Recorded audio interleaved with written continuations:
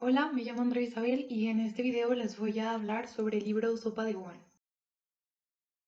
Sopa de Guan es una compilación de diferentes pensamientos contemporáneos, más que nada de todo lo que está sucediendo del COVID-19 y las realidades que se presentan en los diferentes países, porque en este libro podemos ver pensadores de Italia, de Francia, de Alemania, de España, de Estados Unidos, de Uruguay y de muchas partes más del mundo. Más que nada muestra las polémicas recientes que se viven gracias al COVID-19 y también plantea diferentes hipótesis de lo que puede suceder al futuro gracias a esta pandemia. Pero en esta ocasión yo me quiero centrar en un capítulo que se llama A las puertas del nuevo orden mundial, hecho por Raúl Sivetsky, que es un escritor y pensador activista uruguayo. La idea principal que se presenta en este capítulo, más que nada, es que estamos entrando a un periodo de caos del sistema mundo y que estamos a punto de formar un nuevo orden global. Las principales tendencias de este artículo, de este capítulo que vemos, es la militarización de los gobiernos, que Estados Unidos va a dejar de ser la potencia mundial y China se convertirá, el Asia-Pacífico en general, pero principalmente China se convertirá en la nueva potencia mundial. Va a haber el fin de la globalización neoliberal y también estamos viendo un auge principal en las ultraderechas. En este artículo, el autor da tres ejemplos de tres diferentes países para plantear mejor su idea. Primero que nada, toma el ejemplo de China, de cómo ha mostrado capacidad para salir adelante y sobreponerse. Da ejemplos desde la guerra de opio, la invasión japonesa y actualmente cómo ha ido, cuál ha sido su plan de acción durante la pandemia. También habla que gracias a esto ha continuado con su ascenso como potencia mundial. También se presenta el ejemplo de Estados Unidos. El autor lo declara más que nada un gobierno errático, imperial y machista, que hasta sus aliados más cercanos llegan a desconfiar de él. Y también presenta el ejemplo de la Unión Europea. Declara que la Unión Europea ha estado peor que los Estados Unidos desde la crisis del 2008 por las crisis de las hipotecas, puesto que no supo despegarse de las políticas de Washington.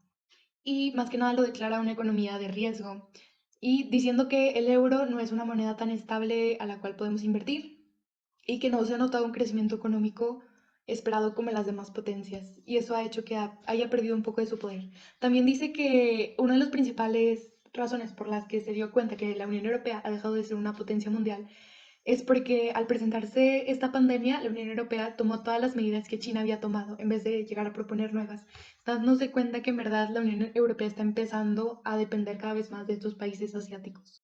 Pero yo pienso que para entender cómo es que China ha llegado a convertirse en la posible nueva potencia global, tenemos que entender qué proceso y qué tipo de políticas ha tomado para llegar a este puesto. Pues principalmente se conoce que China es la fuente de cinco ramas de la economía mundial: la farmoquímica, la automotriz, la aeronáutica, la electrónica y la de telecomunicaciones, lo que ha hecho que pueda tener diferentes tratados de libre comercio con muchos países del mundo, lo cual genera más ingresos y genera que tenga una economía muy grande y con mucho poder. Yo considero que para entender este crecimiento que ha llevado al país hay que también analizar los pilares que llevaron a este crecimiento. Uno de los principales pilares es la política interna. Xi Jinping es el presidente actual de China desde el 2012, el cual se había estimado su salida en 2023. Pero hubo unas nuevas reformas políticas las cuales le dieron el camino libre para permanecer en la presidencia indefinidamente. El gobierno se basa en un enorme poder que se llama Partido Comunista, que es un régimen autoritario, un partido único y omnipresente. ¿A qué me refiero omnipresente? Es que está en la administración pública, en las Fuerzas Armadas, en las empresas estatales, en los tribunales y hasta en las universidades. Es un sistema de control y vigilancia que es difícil para nosotros imaginar.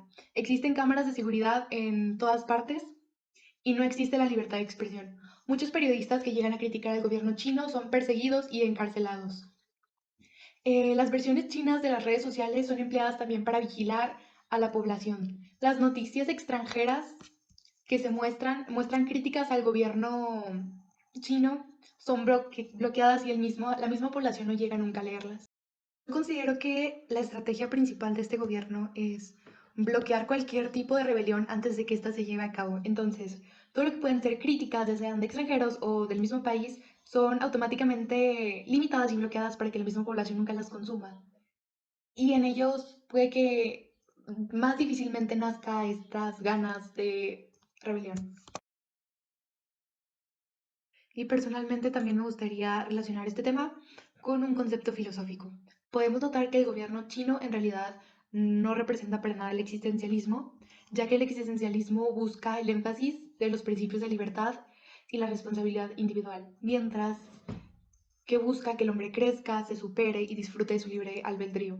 Pero en este tipo de gobiernos podemos notar que el ser humano es oprimido y yo considero que como consecuencia no se desarrolla completamente, no tiene ninguna libertad total de consumo ni de expresión, el cual considero que es un impedimento para aprender a tener un pensamiento crítico y desarrollarse como ser humano. Otro tema que me hubiera gustado incluir en el artículo y que el autor no menciona es el incremento de gobiernos populistas que se está viendo en el mundo. No solamente en América Latina, no solamente en el continente americano, sino en todo el mundo. Algunos ejemplos que podemos notar son Nicolás Maduro en Venezuela, Evo Morales en Bolivia, Recep Erdogan en Turquía, Juan Orlando Hernández en Honduras, Donald Trump en Estados Unidos, Jair Bolsonaro en Brasil, AMLO en México, Giuseppe Conte en Italia, Narendra Modi en India y muchos ejemplos más de gobernantes populistas, los cuales podemos definir en algunas frases su gobierno. Una de las principales cosas es que se dicen ser políticos del pueblo y para el pueblo. Dicen ser las caras del pueblo, escuchar y que están gobernando para estas personas. Pero en realidad muchas veces podemos ver ausencias de programas concretos que muchas veces quieren llegar a hacer una acción a cabo, pero no proponen propuestas contundentes. Dan la vuelta, no tienen reformas claras, nada más son ideas sin ningún sustento. Tienden a tener discursos emotivos, los cuales algunas personas que no llegan a tener este pensamiento crítico, los llegan a tomar como hechos en vez de lo que son solamente palabras que llegan a manipular a las personas. Y muchas veces este tipo de gobiernos en realidad no está llevando a cabo las acciones necesarias que se deberían de llevar. Y podemos notarlo ahorita en México durante la epidemia. Sabemos que a veces el gobierno también tiene el trabajo de decir todo va a salir bien, todos tranquilos, estamos bien, pero necesitamos también más claridad en los casos, más acciones en el sistema de salud. Pero mientras tanto estábamos viendo al principio de la epidemia un presidente el cual incitaba a que nos abrazáramos, el cual no quería dar una mala cara para que las personas lo siguieran queriendo, cuando era un momento de empezar a analizar las cifras, analizar las cosas que estaban sucediendo internacionalmente y empezar a tomar acción en vez de empezar con discursos emotivos que la corrupción y la anticorrupción y la familia van a resolver este tipo de pandemia cuando no es así. Y también podemos tomar muchos ejemplos de estos típicos políticos que en realidad toman las emociones y no dan acciones. Y esto puede llegar a ser un problema a futuro, porque estamos perdiendo políticos como Macron en Francia o el candidato a la presidencia, Anaya, que se basaban más en políticas basadas en datos y decisiones más lógicas, más que emotivas. Y yo considero que esto también está haciendo un efecto en en el nuevo orden mundial, el cual cada vez gente menos lógica y racional está llegando al poder. Y de lo cual nosotros también debemos de cuidarnos de quiénes son las personas que nos están realmente representando. Para concluir, primero que nada, quiero recordar que la economía mexicana está a punto de caer un 7% a fin de año, lo cual representa un gran cambio de forma de vida de antes y después de la pandemia, y de la cual nos tocará nada más adaptarnos e intentar salir adelante. También me gustaría recalcar que el militarismo, el fascismo y las tecnologías de control poblacional siempre van a ser un enemigo del desarrollo humano y siempre van a llegar a causar un daño inmenso, porque ¿qué es de la humanidad sin centrarse en la existencia humana y en la superación del hombre? Porque si continuamos con este tipo de gobiernos, después veremos una recesión de mucho antes de que ocurriera este tipo de esta pandemia. Ya que yo pienso que lo principal que nos debemos de basar actualmente es en el cuidado de la dignidad, de la libertad y de la integridad del ser humano. Este, porque ¿qué es de la humanidad si el ser humano no se desarrolla y no se supera? Porque como consecuencia mucho más extrema, aparte de la recesión, si continuamos con este tipo de gobiernos, podríamos acabar hasta en la extinción de la humanidad. Entonces yo siento que ahorita lo que nos tenemos que basar justo ahora y en cuanto se acabe la pandemia es que siga el crecimiento y el desarrollo y la superación humana.